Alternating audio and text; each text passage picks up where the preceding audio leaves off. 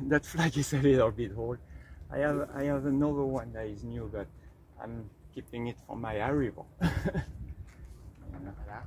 You know, the boat's registered in Canada. I'm a Canadian citizen. I was born in France. I'm a French citizen too, but I moved to Canada when I was 25 years old. So that's my flag, registered in Nanaimo, BC. That's where I learned to sail, really. So what do you want to know, Brent?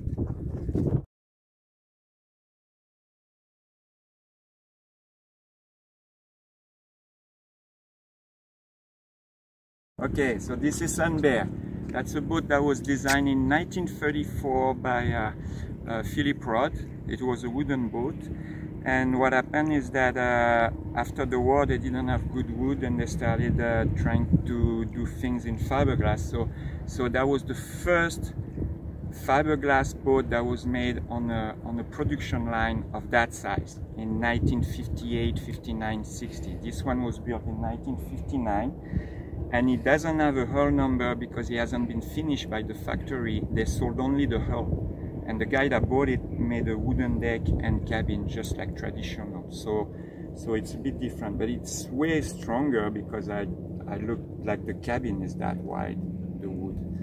And he had 3 owners. He was launched with no engine. Went sailing all the way from Sausalito, where it was built by Coleman Marine, all the way to Alaska.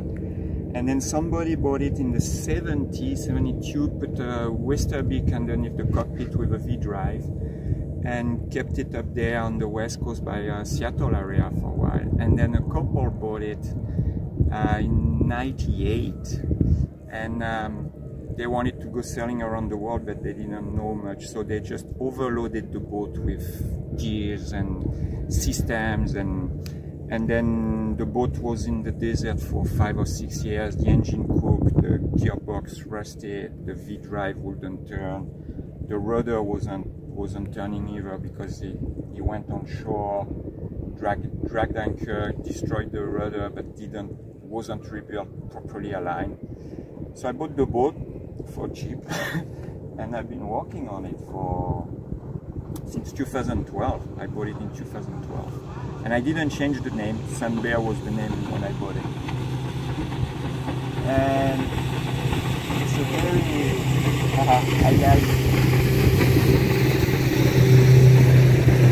it's a very interesting boat because it's a 4-gear design. It has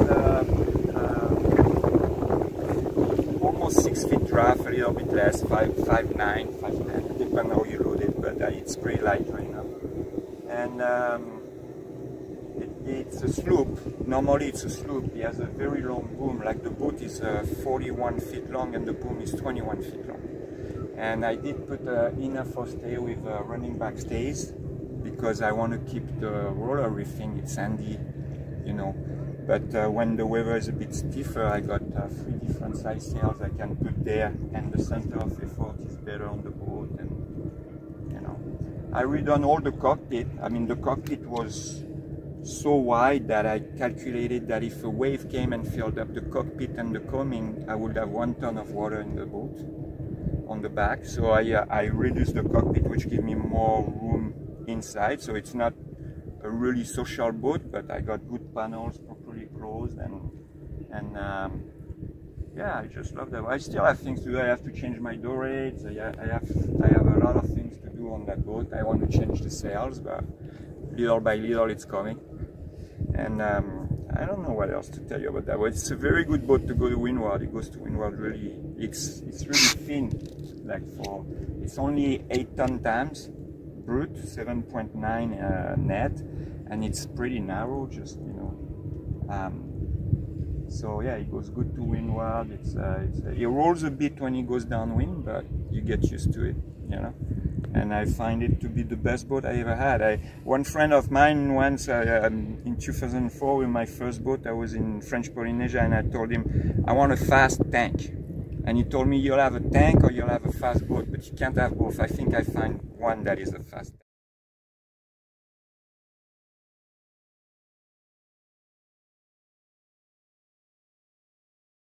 The trip I'm on is that I'm in Mexico right now, and I'm going back to Canada, west coast of Mexico. So I don't have an engine, as you know. Not everybody knows it. I don't have an engine, and so because I don't have an engine, I cannot just hop along the coast. So I need to go the old way, like the people used to do with the windjammer. So I just need to go. Of course, it doesn't work now. Yeah, okay, it's right in here. That's it. And then, so I'm going to La Paz. I have to do my paperwork in La Paz and make sure that I got all the things, you know, getting out of Mexico, getting ready to, because with COVID you got to tell ahead of time to Canada you arrive there. So I do all that in La Paz, and from La Paz I just take off, and I'm gonna have a northwest wind. So I'll be on a close ridge going west till about 400 miles off the coast, and then I should get the wind more from the north. I'll be doing northwest until I'm about 600 miles from the coast, and then I should get the northeast wind. Northeast wind will allow me to go north, and because of the high, the Pacific high at this time of the year, it's centered around 35 north, 140 west. I have to reach about 30 north, 140 west.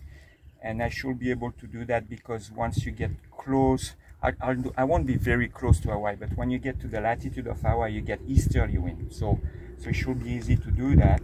And once I get there, I'll have to go around the high, which means that I'll have to go to about 35 north and 148, almost 150 west. And by then I'll get southwest winds. If I get a little depression coming, the high and the low will make it that I'll get more wind, and then I should be able to go straight to the Juan de Fuca Strait. But I don't want to get into the Juan de Fuca because with all the shipping and all the fishing boats and everything without an engine, it's going to be complicated. And I cannot clear custom in Victoria because I'm not allowed to sail in the harbor of Victoria. So I would have to go all the way into Vancouver. So there is a border post in Nucluet by just on the west coast of Vancouver Island, and they open up 1st of June to 31st of September. And if I leave La Paz first week of May or whatever, the route I'm going to take is about 3,200 miles, 3,200 miles, so it's going to take me about 30 days, so I should arrive there just when they open. So that's the plan. And then once I'm there, I can hook, you know, I can get wherever I want at anchor in the Strait of Juan de Fuca when I'm tired. There is little bays, but I'm allowed because I cleared my papers. And before that, I was in French Polynesia. That was the biggest trip I done. Like going to French Polynesia was pretty easy. You just put a rag on the nose and you go down with.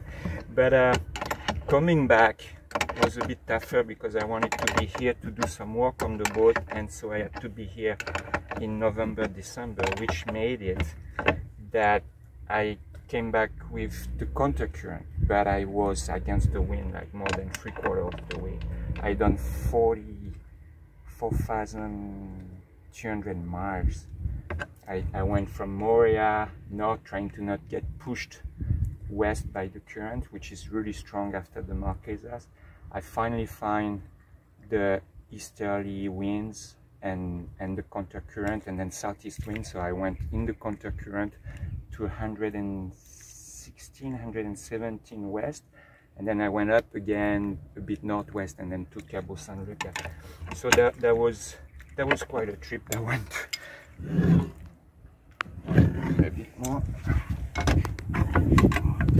And yeah, I don't know, and I want to stay in Canada a good year and a half. That's better. Okay, can stay wherever I want. Good, that one is done. So yeah, I'm getting ready to spend the winter in Canada again. It's gonna be 10 years I didn't spend the winter somewhere. Last time I was in France in 2011, 2012. So yeah, 10 years. So I got my little diesel liter that I'm putting back together, and yeah, it's gonna be fun to sail with the red cedars, the eagle, and you know, the bears, and see my old sailing grounds. And then I'll come back here, and then I'm not sure, I have plenty projects, but it's so far down the road. Yeah, I should have shaved, eh? I look like, okay, I look like a sailor. I just got out of sea. I just got out of bed, really.